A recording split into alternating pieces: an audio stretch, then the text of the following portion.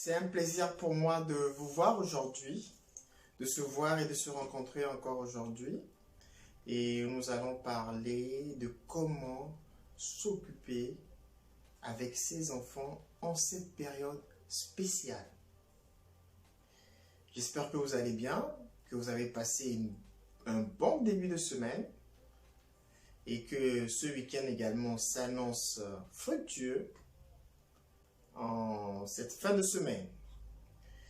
Bien évidemment, cette période spéciale est une période un peu particulière auquel vos parents et apprenants essayez de vous adapter et je vous en félicite. Je félicite tous parents actuellement qui font des efforts pour le bien-être de la maison et également pour l'éducation des enfants. Bien évidemment, actuellement, nous sommes parents de différents ordres. Il y a des parents instruits, il y a des parents pas très instruits également, ou pas du tout, mais qui malgré tout participent à la réussite de leur enfant, à la réussite de leur éducation, ce qui est un point très important. Au jour d'aujourd'hui, je tiens surtout à féliciter également les parents qui sont dans le corps médical, de près ou de loin. Nous tenons à les féliciter pour tous les efforts qu'ils font au niveau des différents hôpitaux, au niveau de leur occupation et de tous les risques qu'ils prennent. Tous ces parents sont encouragés et à féliciter. Bien évidemment, à part les parents qui sont dans le corps médical, les autres parents qui travaillent également dans les points stratégiques de la vie de tous les jours, à la banque par exemple, dans les services administratifs importants par exemple, parce qu'il faudrait bien évidemment que le pays continue à fonctionner malgré tout. L'inconvénient que nous voyons aujourd'hui, je ne dirais pas que c'est l'inconvénient, je dirais plutôt que c'est la contrainte que nous avons au jour d'aujourd'hui, c'est d'avoir vos enfants à temps plein. Ils ne sont pas en vacances officiellement. Depuis déjà quelques semaines, beaucoup de nos enfants sont à la maison, en train de se reposer, entre guillemets, pour certains, et d'autres de travailler, tant bien que mal. Comment s'occuper dans nos maisons aujourd'hui avec vos enfants? C'est la question qui se pose. C'est la question à laquelle nous devons trouver une solution. Et CEDAB, coach CEDAB, vous propose des solutions.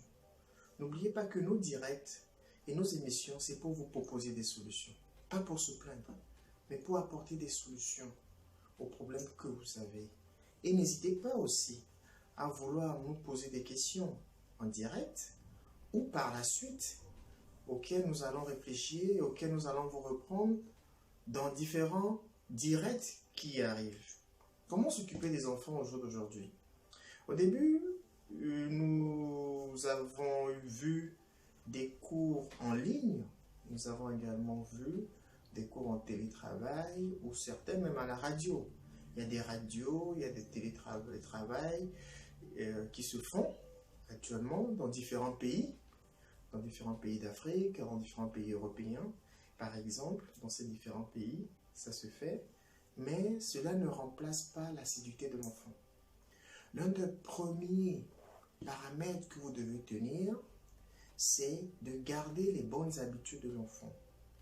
C'est-à-dire, premier paramètre, organiser ensemble un emploi de temps de travail.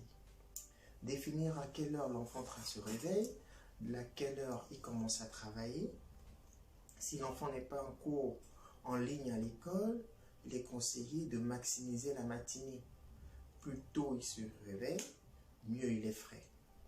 Donc, organiser l'emploi du temps de manière à ce que l'enfant puisse avoir des repères. Ça, c'est bien. Et accompagner l'enfant. On peut se dire, ah, si je suis au travail, comment accompagner l'enfant? Comment le suivre? Si vous n'avez pas l'expertise, vous pouvez demander à un professeur ou à un répétiteur à distance, par moment, d'appeler l'enfant et de voir ce qu'il fait en lui donnant des exercices Ou même l'enfant peut faire des exercices, quitte à ce qu'à la fin de la journée, vous contrôlez ce qu'il a fait. C'est important. Parce que au jour d'aujourd'hui, l'enfant doit pouvoir garder le rythme. On ne peut pas remplacer l'école. Vous savez, quand les enfants vont à l'école, ils se réveillent le matin, il y a la vie de groupe, la vie de société qui est très importante. Il y a les professeurs, il y a les directeurs, il y a la surveillance. Tout ça crée un climat formidable. Maintenant, ce climat, pour l'instant, nous ne l'avons plus. Mais nous allons le reprendre dans quelques semaines. Maintenant, à ce propos, lorsque vous avez l'enfant qui est organisé, qui a son emploi du temps, encouragez-le, motivez-le, trouvez les mots qu'il faut pour pouvoir le soutenir. Lui dire que c'est un génie, qui doit garder le cap, qui ne doit pas se décourager, qu'il est intelligent, même s'il a des difficultés, tout enfant est intelligent. Donc le premier paramètre, c'est l'organigramme, c'est-à-dire l'emploi du temps de l'enfant, l'organiser. Ensemble, l'observer et à ce que l'enfant s'en tienne à son emploi du temps. Bien évidemment, sans téléphone portable, sans télévision allumée, sans tablette connectée. L'enfant se confine dans sa chambre et commence à travailler. Dans sa chambre, dans sa salle d'études, c'est très important. Il n'a pas besoin de téléphone portable, il n'a pas besoin de tablette pour pouvoir travailler. Il a besoin de son cahier, de son livre, de son annale et de se plonger dans ses cours. C'est à l'ancienne. C'est intéressant et c'est important. L'enfant arrivera ainsi à atteindre son objectif.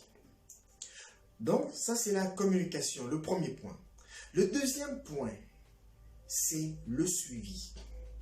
Il ne s'agit pas seulement de voir l'enfant travailler dans la chambre. Il ne s'agit pas seulement de voir l'enfant, de lui dire « oui, tu travailles dans ta chambre et qu'on tourne le dos ». Non. Il faut s'assurer que l'enfant travaille, il faut le suivre. Chaque heure, voire chaque 1h30, allez le voir pour voir si l'enfant travaille, pour voir s'il ne s'amuse pas, pour voir s'il est responsable, pour voir s'il est autonome. Cela est très important. Après la communication, le suivi du travail de l'enfant. D'aucuns d'entre vous pourraient dire, mais comment je puisse m'assurer que le travail que fait l'enfant est bien ou pas? L'essentiel, ce n'est pas de voir si le travail qu'il fait est bien ou pas. À la fin de la journée, vous pouvez vérifier, ou à la pause, ou d'autre part, vous pourrez demander à un aîné, à un frère spécialisé, à distance, qu'il envoie le travail qu'il a fait, quitte à ce qu'on vérifie le travail qu'a fait l'enfant.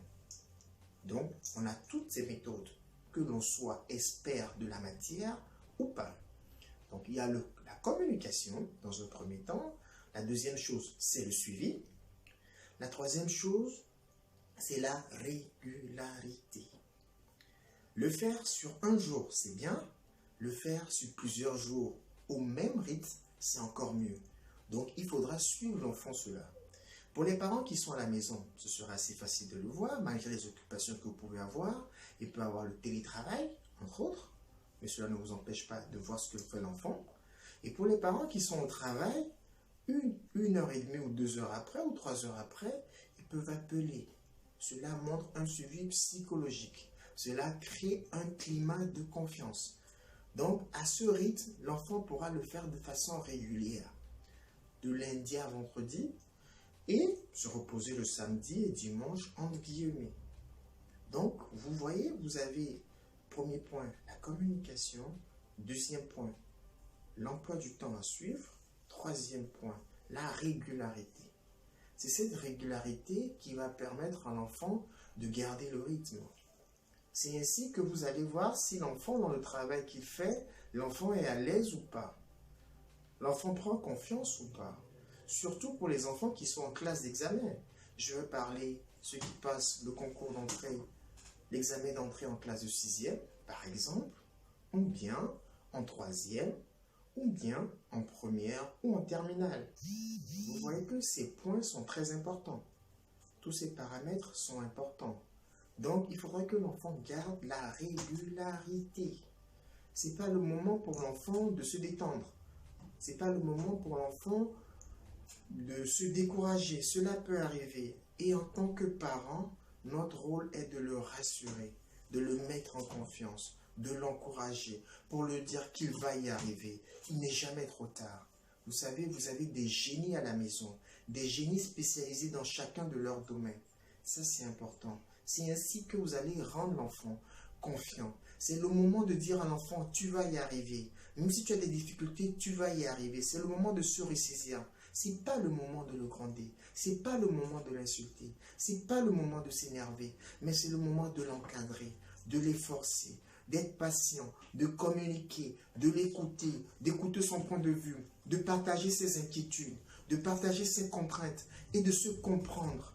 C'est ainsi que l'enfant va prendre confiance en lui et aura ce désir, cette volonté d'aller travailler, d'aller étudier. Et bien évidemment, en cette période, l'enfant également doit se détendre. Il peut se détendre en lisant, il peut se détendre également en suivant la télé à des heures bien spécifiques, mais pas tous les jours. L'enfant peut aller sur un site internet éducatif, mais pas tous les jours. Je préfère que lorsque l'enfant revienne, doit voir la télé, que vous soyez présent avec lui. Et quand vous n'êtes pas là, l'enfant peut lire un livre.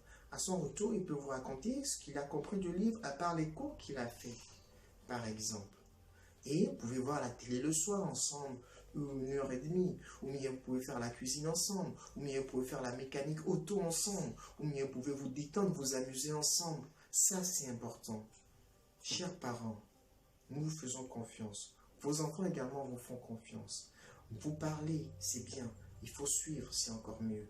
Il faut s'assurer que le climat de confiance est créé, ce qui crée une intercommunication entre vous et vos enfants. Cela est très important. Je vous dis merci. Merci encore de nous avoir suivis et nous attendons vos réactions en entendant le prochain direct. À bientôt. Au revoir.